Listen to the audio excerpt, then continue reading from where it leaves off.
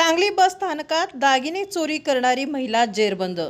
3,12,000चा मुद्देमाल हस्तगत। सांगली जिल्ह्यातून एक महत्त्वाची बातमी। बस स्थानकातील गर्दीचा फायदा घेऊन दागिने चोरी करणाऱ्या महिला आरोपीला स्थानिक गुन्हे अन्वेषण शाखेने अटक केली आहे। या कारवाईत पोलिसांनी 3,12,000 रुपये किमतीचे मंगळसूत्र जप्त केले आहे। ही कारवाई आटपाडी पोलीस ठाण्याच्या हद्दीत करण्यात आली आहे। फिर्यादी अरुणा राजाराम सूर्यवंशी, वय 67 वर्ष, राहणार कराड, जिल्हा सातारा, यांचे मंगळसूत्र खरसुंडी बस स्थानकावर बसमध्ये चढत असताना गर्दीचा फायदा घेऊन चोरीला गेले होते।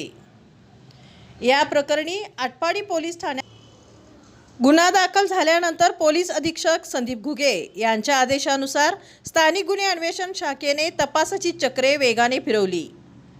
गोपनीय बातमीदारामार्फत मिळालेल्या माहितीनुसार शारदा बंटी हतळणी, वय 40 वर्ष, राहणार जयसिंगपूर, जिल्हा कोल्हापूर, हिला चौकशीसाठी ताब्यात घेण्यात आले आहे।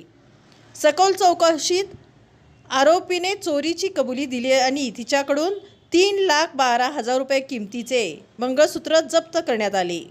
सदर आरोपीसह जप्त मुद्देमाल पुढील तपासकामी आटपाडी पोलीस ठाण्याकडे वर्ग करण्यात आला आहे। पुढील तपास सुरू आहे।